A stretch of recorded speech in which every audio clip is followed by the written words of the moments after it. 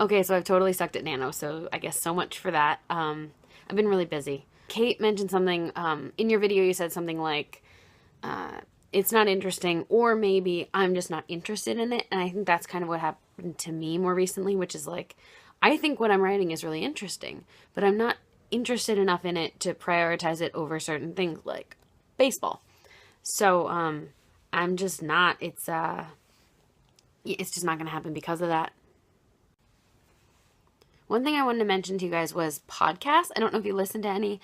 I'm really, really, really obsessed with Crooked Media right now.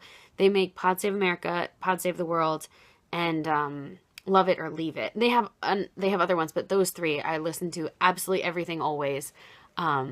It's former people who worked for Obama in the White House, and they're really smart, and it's smart humor. And I love them. So it's been really, really good to get to hear about politics in a really fun way. I always listen to like Seth Meyers and Trevor Noah and John Oliver, and I'm super hyper political. But this stuff, it's really fun, you know, do it while walking to work, and I sometimes crack up so much I probably look like a lunatic to the cars driving by. So the most important, relevant thing in my life right now is that baseball season started. Woohoo! Oh my gosh, I've been waiting for so long for this. And that's been really good. I bought tickets to 7 games in April.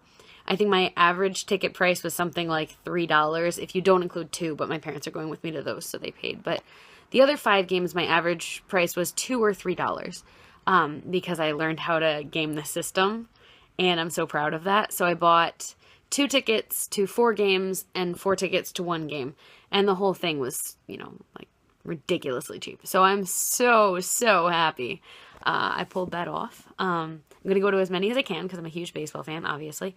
And while I'm living in New York and I am within bus distance to DC, Philly, Baltimore, and Boston, I'm going to max it out as best I can because I haven't had that opportunity in a long time.